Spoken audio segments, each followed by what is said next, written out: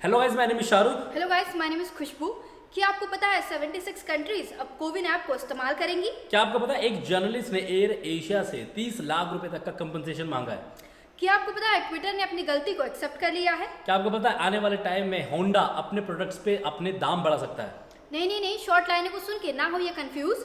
हम आपको बताएंगे full news. So welcome back with another episode of top trending news of the day from टीमेपियन internet. आज बात कर लेते हैं कुछ ऐसी न्यूज के बारे में जो ट्रेंडिंग में है और आपको ये न्यूज जानना जरूरी है।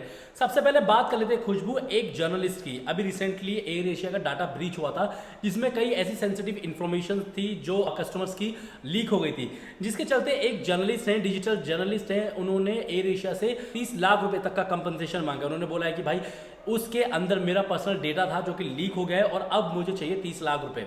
अभी तक एयर एशिया की इसके ऊपर कोई स्टेटमेंट नहीं आई है। बाकी आने वाले टाइम में देखते हैं एयर एशिया इसके ऊपर कैसे रिएक्ट करता है।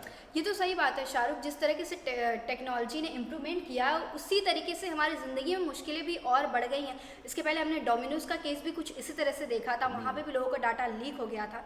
खैर, ये मुश्किलें तो है एशिया के लिए, देखते हो किस तरह से हैंडल करते हैं।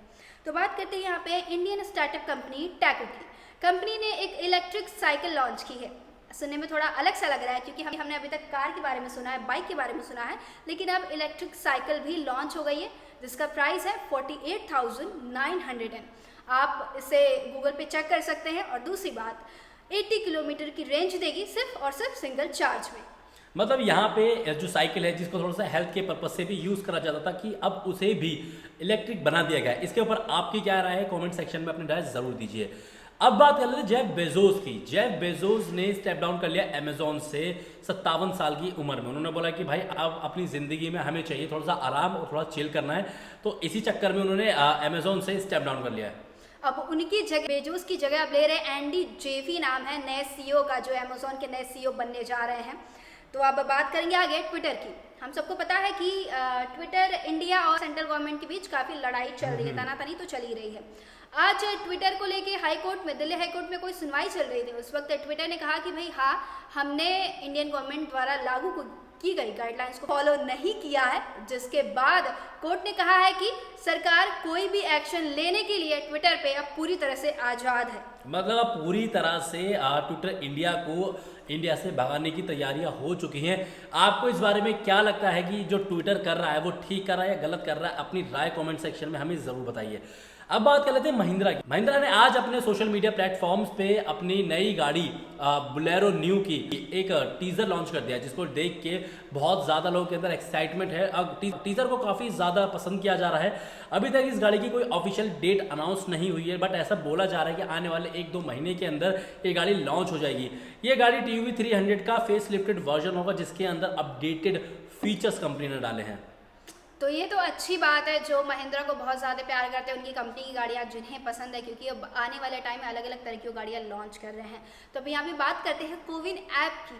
कोविन ऐप हम सब इस्तेमाल कर रहे हैं। इंडिया में वैक्सीनेशन प्रोग्राम उसी ऐप की वजह से बहुत स्पीड में चल रहा है।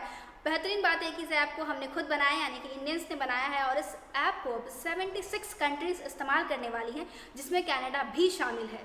क्या बात है! मतलब इतनी बड़ी बड़ी कंपनियां इंटरनेशनल लेवल पे इंडियन मेड ऐप को थोड़ा सा यूज कर रही है। आई थिंक ये थोड़ा सा प्राउड मोमेंट की बात है हम सब के लिए कि इतने अच्छा परफॉर्म कर रही है इंडियन ऐप।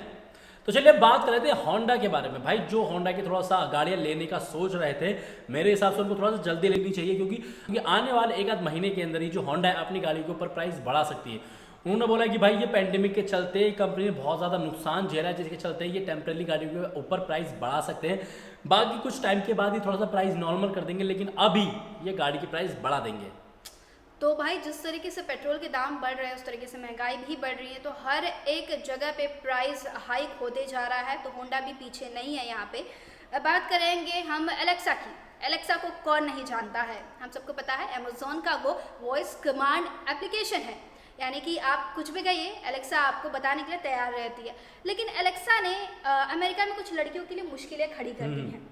वहाँ पे स्कूल में पढ़ने वाली लड़कियों का नाम, जिनका नाम एलेक्सा है, उन्हें लड़के अब बुली करने लगे हैं। लड़कियाँ परेशान होकर स्कूल छोड़ने लगी हैं, कुछ सुसाइड करने की कगार पे आ गई हैं। उनके पेरेंट्स ने कहा है, अमेज़ॉन से दरख्वास्त की है कि आप इस नाम को बदल के कोई और नाम रख सकते हैं, इससे हमारे बच्चों की ज़िंदगी बच जाएगी। मतलब ये टॉपिक जितना ज़्यादा सुनने में थोड़ा सा फनी लगता है, लेकिन उतना ही सीरियस ये टॉपिक है, क्योंकि जब ये बच्चे स्टूडेंट स्कूल के अंदर बुली किए जाते हैं तो उनके मेंटल दिमाग पे काफ़ी ज़्यादा स्ट्रेस पड़ता है, काफ़ी ज़्यादा असर पड़ता है, जिसके चलते कई ऐसे लोग हैं, कई ऐसे स्टूडेंट्स भी हैं जो कि सुसाइड तक का सोच लेते हैं। तो भाई मेरे हिसाब से काफ़ी ज़्यादा सीरियस मैटर है। तो चलिए अब बात कर लेते हैं वॉरेन बुफेट की। उन्होंने बोला है कि भाई आने वाले कुछ टाइम के अंदर वर्ल्ड वाइड में थर्ड वेव देखी जा सकती है, और थर्ड वेव के लिए कोई भी कंट्री अभी ठीक से प्रिपेयर नहीं है, बट थर्ड वेव आना लाजमी है। थर्ड वेव आते ही बहुत ज़्यादा तादाद में जो डिस्ट्रक्टिव है वो देखा जाएगा। तो थर्ड वेव को लेके अलग अलग तरह की जानकारियां सामने आ रही, कहा जा रहा है कि नवंबर और दिसंबर तक थर्ड वेव पीक पे हो सकती है, लेकिन ये सेकेंड वेव की तरह डेंजरस नहीं होगी। बिल्कुल। तो अब बात कर लेते हैं यहाँ पे ऑस्ट्रेलियाई एमपी के बारे में। ऑस्ट्रेलिया की एक प्रीवियस एमपी है, नाम है उनका जूलिया बैक्स। उन्होंने एक ऐसा खुलासा किया है शाहरुख, जिसको सुनने के बाद ऐसा लगता है कि नहीं यार, ये सिर्फ भारत में नहीं होता है, अदर कंट्रीज़ में भी होता है। उन्होंने आरोप लगाया है कि 2017 में उनके साथ पार्लियामेंट में किसी एमपी ने उन्हें गलत तरीके से एक बार नहीं बार बार टच किया, यानी कि वो सेक्सुअल हैरेसमेंट का शिकार होते रही और वो शांति से सहते रही। ये घटना उनके साथ 2017 में हुई थी, जिसका जिक्र वो अब कर रही हैं। इस बात को सुनने के बाद ऑस्ट्रेलियाई पीएम बोरिस जॉनसन ने कहा है कि हमें इस बात की जानकारी नहीं थी, अब केस की जांच होगी और जो कार्रवाई बनती है उसे की जाएगी।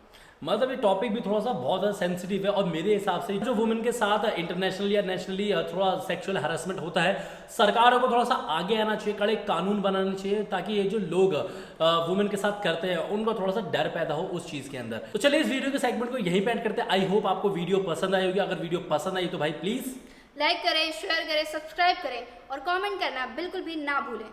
तो चलिए मिलते हैं वीडियो के नेक्स्ट सेगमेंट में। And if you have any PR related queries please feel free to write us sales@epnlive.com। तब तक के लिए अपने घर पर रहिए, अपनी फैमिली के साथ टाइम स्पेंड करिए और अपना ख्याल रखिए।